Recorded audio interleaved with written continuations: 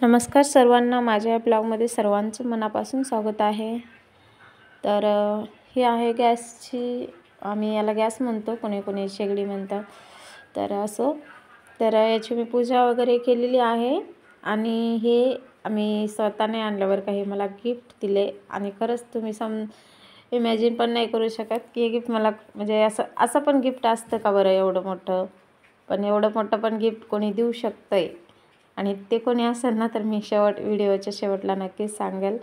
तर बघा तुम्ही, पूजा किती छान दिसते आणि म्हणजे 3 शेगड्या आहेत त्या गॅसला आणि खूप छान आहे। मला आणायचं नव्हतं आता, पण आणला आणि आवडला का हे पण नक्की सांगा बरं का।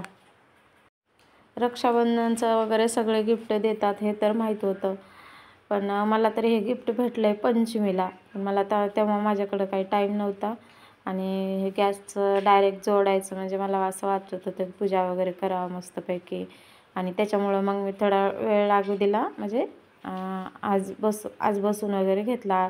तर त्याच्यावर नवीन गॅसवर मग मी शिरा बनवलेला आहे गऱ्याचा। तर माझ्याकडं बदाम वगैरे होते तर मग मस्तपैकी शिरा वगैरे बनवून घेतला छान।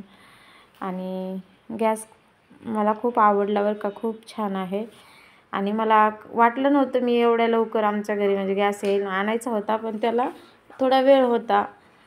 पण घरातल्या गोष्टी, साडी हे कोणी पण देऊ शकतं, पण ही गोष्ट ना एकच व्यक्ती देऊ शकते, ते म्हणजे आई आणि दुसरं बहीण भाऊ वगैरे। तर त्यामधल्याच एका व्यक्तीने मला हा गिफ्ट दिलं आहे, ते म्हणजे माझ्या ताईनं।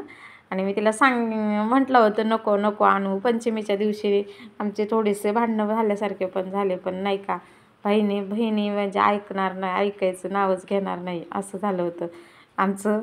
आणि संध्याकाळी जाऊन तिनं गॅस आणला, त्या दिवशी देऊला पण घरी ठेवलं होतं आणि अक्षरशः देऊ खूप रडत होती बरं का। गॅस कसा वाटला सांगा आणि शिरा पण। बाय।